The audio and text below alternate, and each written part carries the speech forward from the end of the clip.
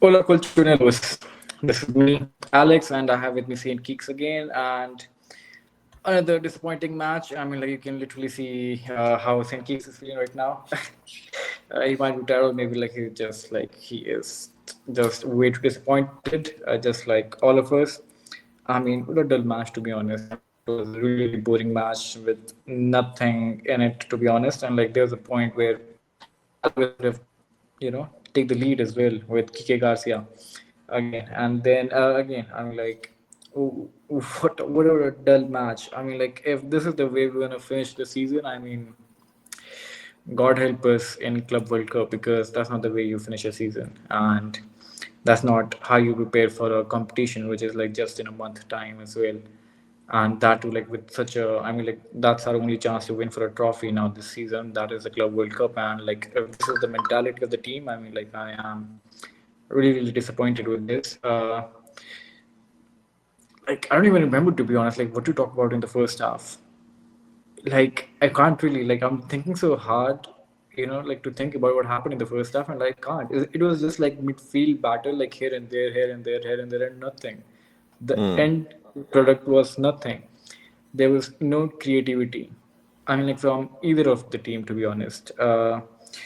There's this one moment where I thought like, okay, like Alvarez got sent off, and Alvarez got a yellow card actually, which he will miss the next game against Real Sociedad. Mm-hmm. Which again, I mean, I don't know to be honest. Alvarez had a pretty, like, not that a good game, not that a bad game as well, but I think like he was still trying. But let's just talk about the first half first. So, yes, what do you think, Saint Case? What do you think about the first half? I think it was very boring. What I would say though is I think the left hand side was particularly good in comparison to the right hand side. Not necessarily that it was like wow, it's like side good. It's just more so there was some kind of connectivity on the left hand side. There was some kind of like some kind of build up. You saw what Gallagher and Galan were trying to do in terms of being able to progress. On the opposite side, on the opposite side, when you saw De Paul, Llorente, and Giuliano, it just felt like nothing was happening.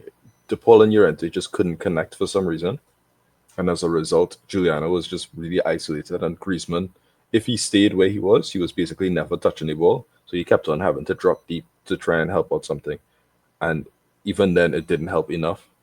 So it was just like, oh, it was just I thought I thought it was strange why they were focusing so much on the left, but then it's like as soon as they went to the right, it was like nothing worked out. So I think this is was the name again? Tini, who's been in Madrid recently. The Paul form drops as soon as she's back in. I'm not for it to get that relationship out of here. As soon as they broke up, he was one of the best in the world again. I don't want to see this. This is not a fun time. I mean, like your favorite player started the game as well, Carlos Alenia, which was a surprise. See, Uh, you told me like Carlos. If Carlos Alenia will start, there will be something. And again, there was nothing to be honest. Carlos Alenia was there. I said he's an awful player, and they will not score on us if they think, and we probably win. And we had chances to win, to be honest. But wow, he was bad. Okay, and then moving on. I think like it was like the first half. It was like our crossing was good, but like we didn't have anyone in the box to cross to. And then the second half when Sol like like it felt like this game needs Sorloth. And then when Sorloth came on, our Soft crossing just went crosses. off.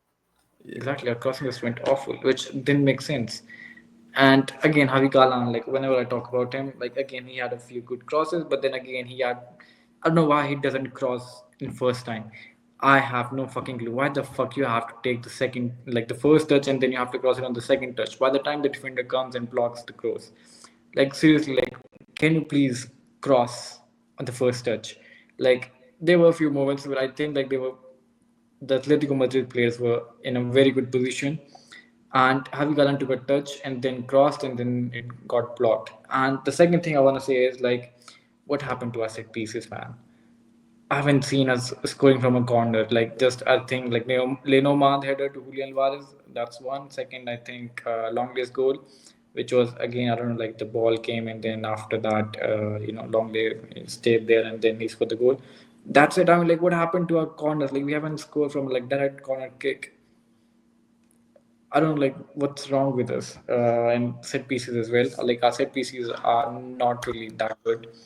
And then I would say the second half. I think when Lino came on, like he actually like added some energy to the game. Lino was a good substitution. Angel Correa again. I told you guys like I think like his mind is not over here. He's probably Mm-hmm. think of a move, but again like he had I think he had like quite okay of a game. And then Griezmann again. Griezmann was I mean like he was okay, but like we expect more from Griezmann as well. Julian Alvarez again okay game. And then if you talk about the substitutes, I think Molina, man, come on. Like you're coming on for 20, 30 minutes, like come on, at least cross the ball better. We have one guy and like you just like scoring here and there. Even Gallagher's like some crosses were like awful. Even like some shots from outside the box was like just a wayward. I mean like there were a few chances, of course, like Longlay's again flick and then Wilbur made a really good save.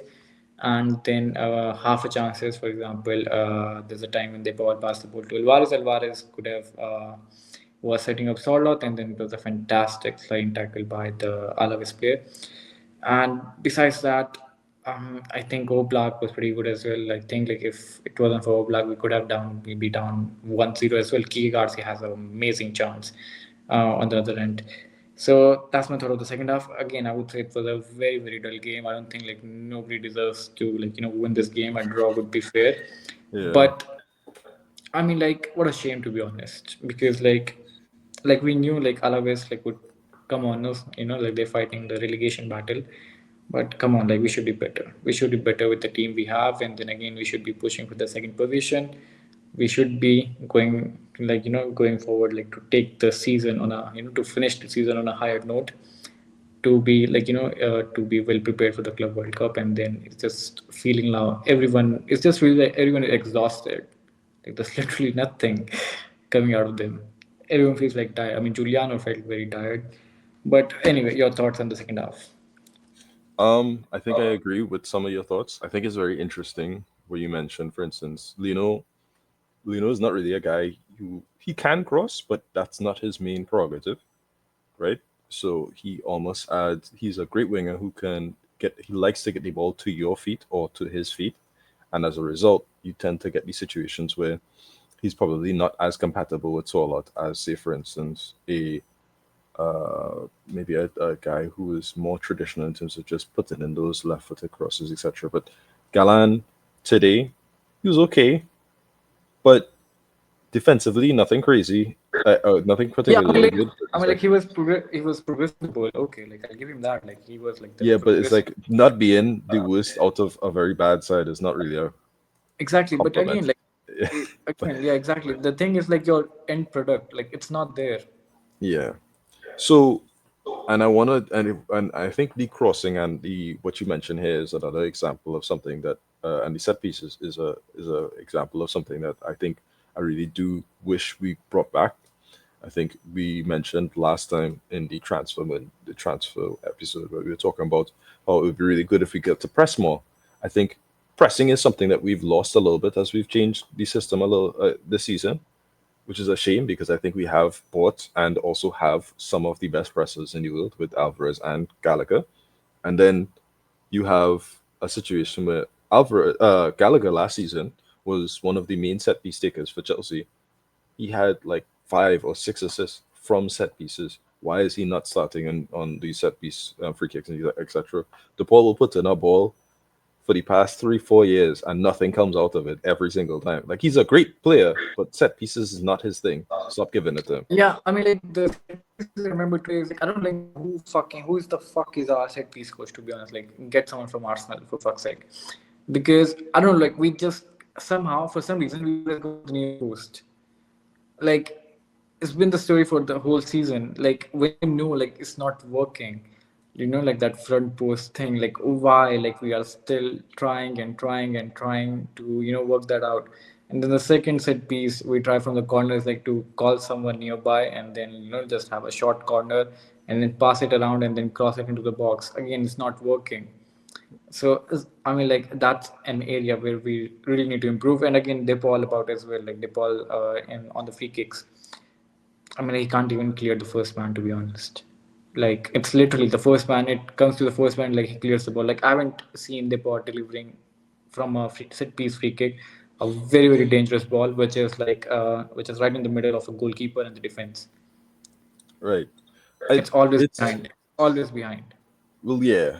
So my frustration is we've improved this year in terms of set pieces, right? We've scored from set pieces this season. But if you were to say, yeah, we're really good at it, it would be wrong because I don't even think we should be looking at Arsenal. These other things like Arsenal would have studied our like we call it our what's the word? I'm missing the word here, boy. Our blueprint from in the older days because we were the best set piece team earlier in the 2014 2016 era where it was just like if there is a chance on a corner you're in trouble, there's a chance on a direct free kick you're in trouble.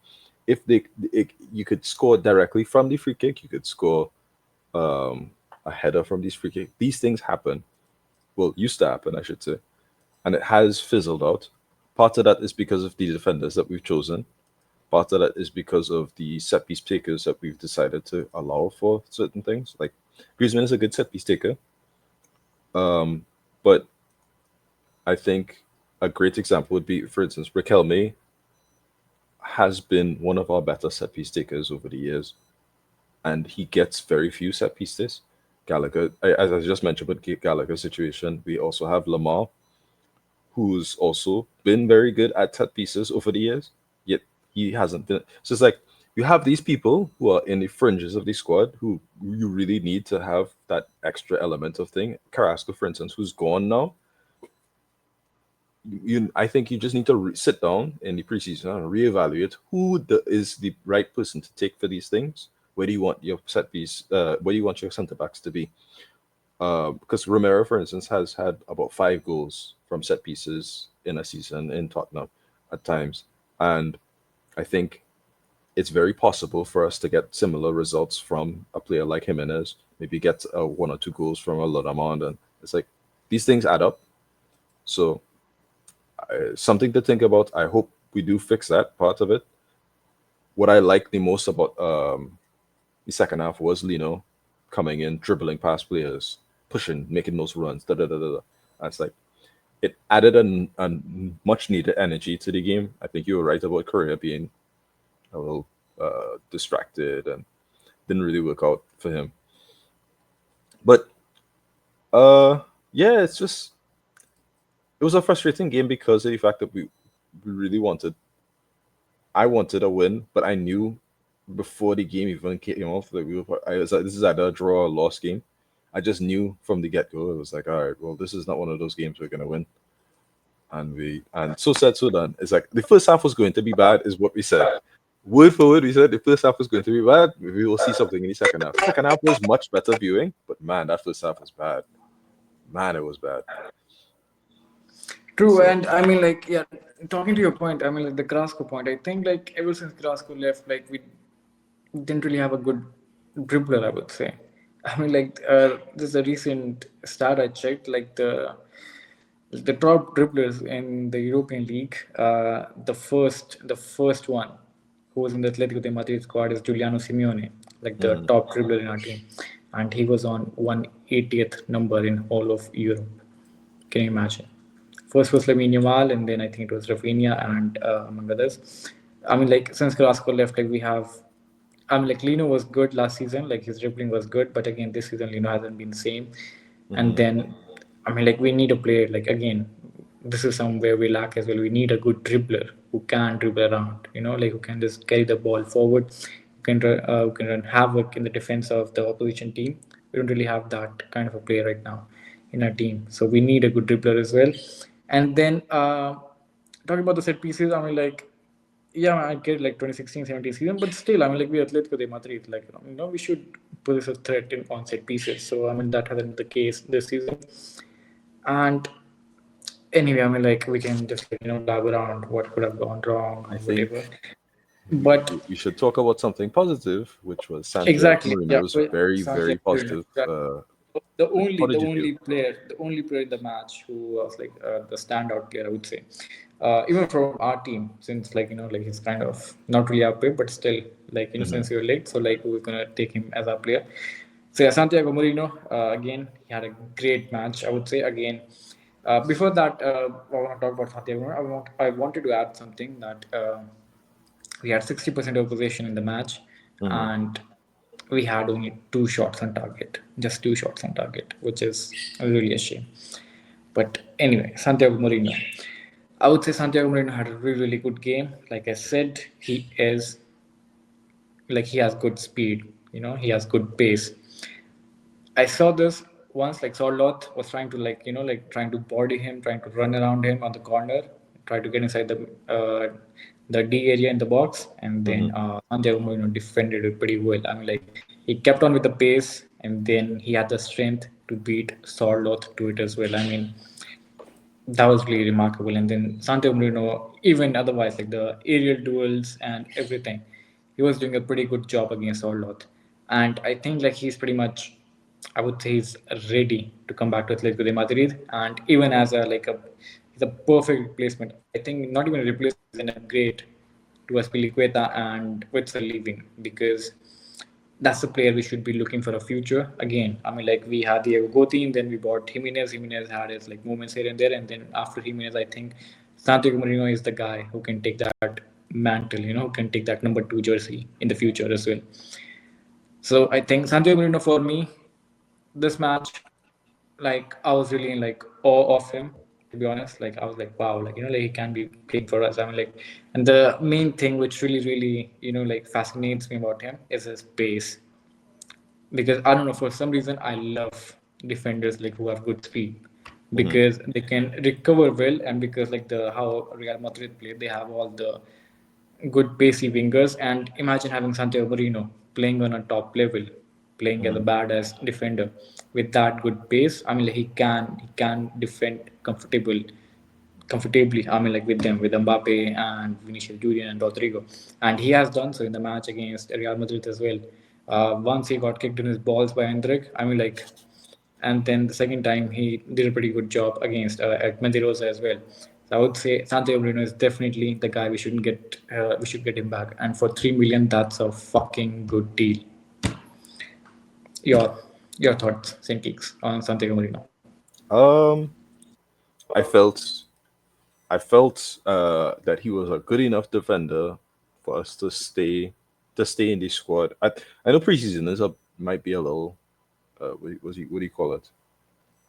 Um, Preseason is not always a good indicator of somebody's actual skill because João Felix used to like tear it up for us in preseason, and then Every time.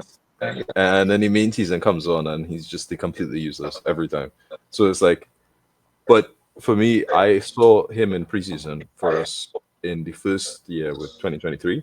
I thought, well, he should be more than good enough to stay in because if we have Aspilicueta, if we had Witzel and we have Jimenez as our main two defenders, and then let's say Savage does stay, we can have this guy come in, rotate, be able to give that extra, you know, speed and agility that we kind of do lack from our team now. When you're looking at those three centre backs, not the fastest. Jimenez is the fastest of those three, and that's not particularly fast in overall. 2024 preseason, I thought, well, he has to stay now. Savage is leaving. Then we bought Lenormand and we sold him to Alavés, and I was a little confused. Say, all right, well, I hope you'll take this. At least we have a buyback. That means that we can still have control over his destiny. This time, again, I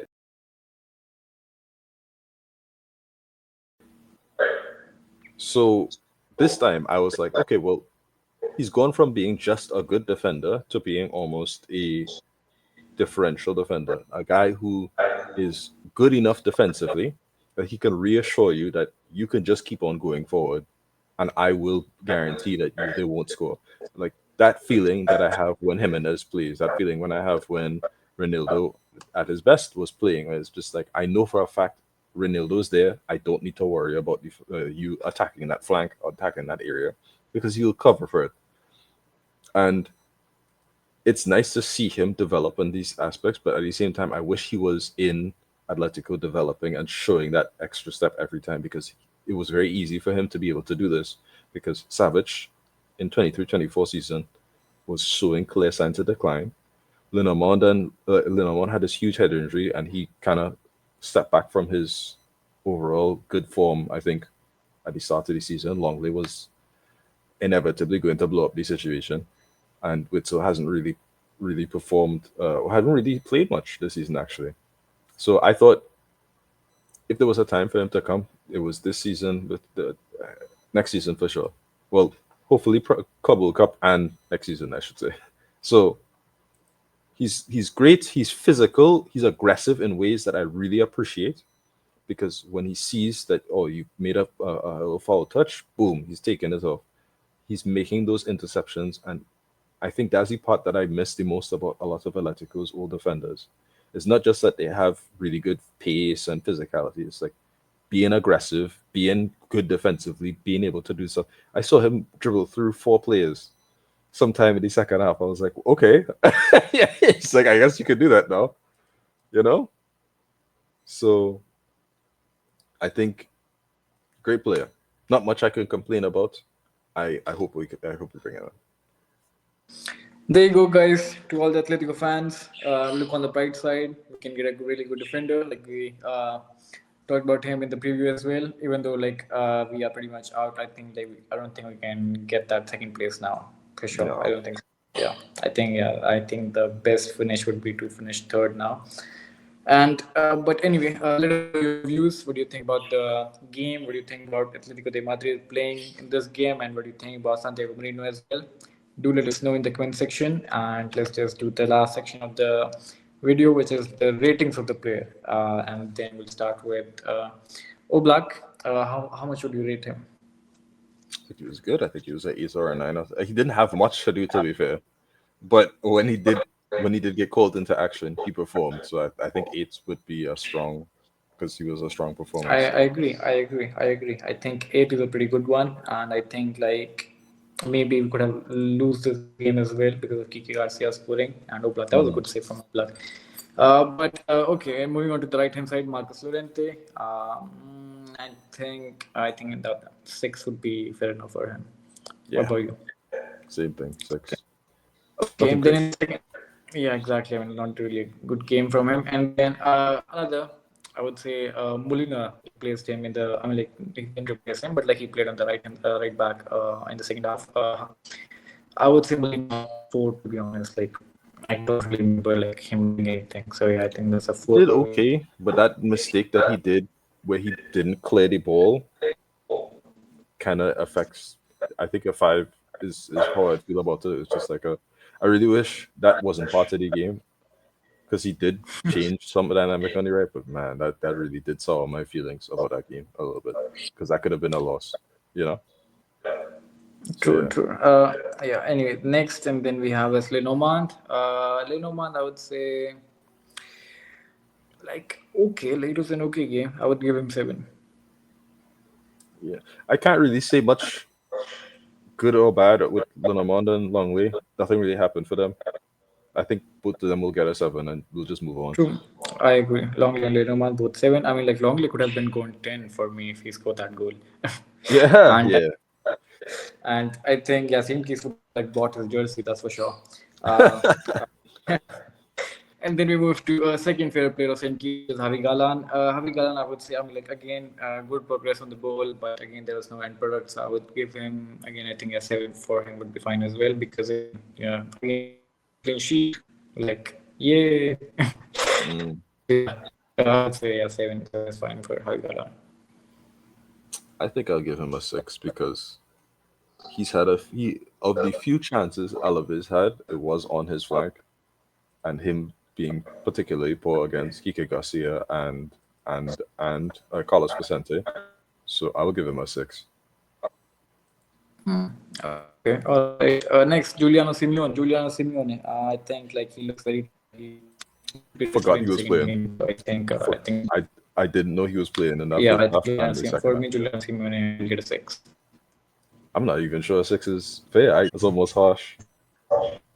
I feel like it's almost How harsh. how would how much would you give him, Julian Simeone? I feel like a 5, maybe a 4. Like I genuinely don't remember him playing. To be honest, that was a bad game for him. Like I mean, anonymous. like he's tired. Yeah, we can look. He's tired. Next, Yeah, Nepal. yeah, Nepal. Again, not I great. would say Nepal. Yeah, Nepal is a six as well for me. Nothing. He really didn't do anything in the game. How are you? Yeah, yeah, same thing. 6. Okay, and then Pablo Barrios.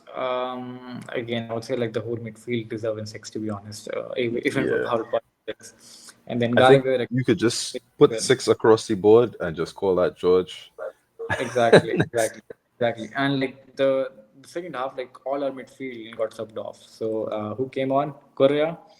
Again, I would give him a 5 or a 6. I think I'll give him 5.5. I'll keep it in the middle because I didn't really remember doing. There was a chance like where he could have like shot, take a shot like earlier, and then like he took it late, and then the chance was gone, and then all of us player defended well. So yeah, I think 5.5 Angel Korea, and then Lino came on. I think Lino was a good spark to the game. I would give him a 7. I would give him a 7. I Yeah, agree. actually 7.5. I think he 7.5, was. and then Koke. I don't remember him. Koke, I don't remember him playing as well, to be honest. Koke, I will give him a 6 as well. And yeah, Yeah, so that would be my midfield rating. What about you? Same? I think more or less everything is the same. The only difference would say is Korea. I feel like the 5 point. I give him a 6, just a little bit more, just because of the fact that he was showing himself to try and do stuff with the chances. But you're right. I feel like he was distracted. I feel like that chance that he had, either he shoots that early if he was on par, or he does the usual career thing, which is to dribble past him, despite that, and still somehow score. True. So True. and then forwards. Forwards, yeah. Julian Alvarez and Griezmann. I think again, both of them I would give them a 6. I mean, Julian Alvarez took a yellow card. He misses the and then Griezmann again, I would say a very mediocre game by him as well. And then Solot came on, and then again Solot didn't really do anything as well for me. So again, that's a 6 for him as well. I think I'll put I'll put 5s for Solot and Griezmann, and maybe a 6 for Alvarez. I would challenge that yellow card at the end of this game because it wasn't a red, but I don't even think it was a yellow, to be honest. I feel like that's one of the it's a lazy challenge, but the player really like overplayed his hand there. Like that's just like he literally cannot move his foot. He moves his foot up and then he moves his foot down. Like let's be for real. That's not a yellow card, but that's what it is. Yeah, Not a I mean, great like, game.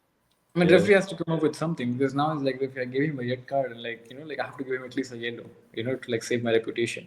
So yeah, yeah. it was one of those. But anyway, guys, that was the ratings. I mean, like very very mediocre game by the Atleti, to be honest. And then I would say, I mean, look on the bright side, to be honest. We kept a clean sheet. So yeah, happy Yeah. faces. One more, Oblak, one more dub for one more. Oblak. Yeah, one more. There you go. Oblak. I mean, at least like someone is achieving something. But anyway, a very mediocre game. And again, Alvarez will miss the game against Real Sociedad. And then again, I think like we just have to do like finish third now. I mean, like keep Athletic Bilbao behind us. Like if we end up finishing fourth, that'll be an embarrassment, to be honest. And then I would say again 4 games to go. Again, we should finish the season on a high note, which we keep saying, but yeah, it's not happening. But next difficult game coming up. We'll keep you guys with the updates, and I think like another long week, which will have I think a lot of rumors coming up this week as well. Hmm. So if there will be any latest news, we'll make sure like you guys hear it from us. You guys can follow us on X as well, which is you'll find the link in the description. And do let us know your opinions and how much would you rate the Atletico Madrid players. And there you go. So that's it for us from today. And I'll see you guys in the next video. And thank you. Thank you, everyone. Ciao, ciao.